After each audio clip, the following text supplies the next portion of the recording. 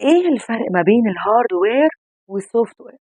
الهاردوير هو الجهاز بتاع اللي في ايدي، اللي انت مثلا جهاز الموبايل، شاشة الكمبيوتر، الكيبورد، الماوس.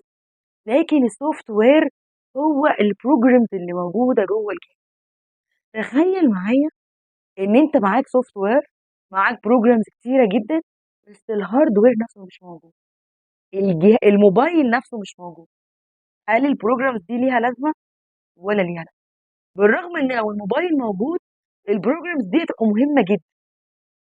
اتكلمنا في السلسلة اللي فاتت عن شنطة الرحلة، ممكن ابقى اسيب لكم اللينك بتاعها في الديسكريبشن تحت او على الشاشة.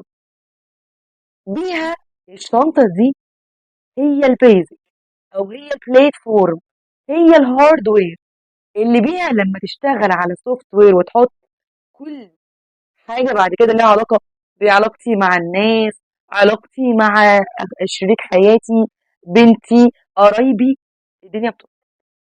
فبرضك انت عايز تقول لنا ايه؟ عايزه اقول لكم ان الهاردوير او البيزك او البلاتفورم اللي انت بتحط رجلك عليه هو علاقتك بربنا. مجرد ان هي تتحسن، حاجات كتير قوي قدام هتتحسن.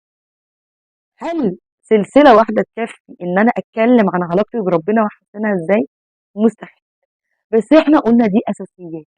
لو الاساسيات دي موجوده عندي، انا هقدر اكوب وهقدر ابقى مرن نفسيا، وعندي التقبل والمرونه النفسيه ان انا اتعامل مع امور كتيره جدا قدام. ومع الوقت لما نيجي نتكلم ازاي احسن علاقتي بشريك حياتي، ازاي احسن علاقتي ببنتي، ازاي احسن علاقتي بزمايلي وهكذا، لا خلاص، انا اوريدي اصلا البلاتفورم بتاعي ثابت، فالباقي كله هيبقى متظبط. تخيل معايا كده ان في سلم قصادك، السلم ده متكسر، وان انت المفروض تطلع عليه. وانت طالع على السلم المكسور ده، عمال تتكعبل وتقع وترجع لورا، تتكعبل وتقع وترجع اكتر لورا. طب تخيل معايا ان احنا مسكنا سلمه سلمه نصلحها سوا. اول سلمه كانت اهدافها، يعني ايه هدف، وازاي احطه، وازاي التزم بيه واشتغل عليه ازاي. صلحته، وبقت السلمه دي تقدر تقف عليها وقفه قويه ومش هتقع. ندخل على السلمه اللي بعدها، وبدات اشتغل على ذاتي وأدير ذاتي. ويعني إيه ذات؟ وإيه هو الصوت الداخلي اللي ممكن يحركني؟ وبدأت أنا اللي أبقى مسيطر على الذات دي وصلحتها. السلمة اللي بعدها بدأت أدير مشاعري، وبقيت أنا منضبط وعارف مشاعري دي مودياني فين. وبعد كده بدأت أدير أفكاري اللي كانت سبب في مشاعري، تأدير سلوكي، وبقيت أنا ماستر أوف سلوكي.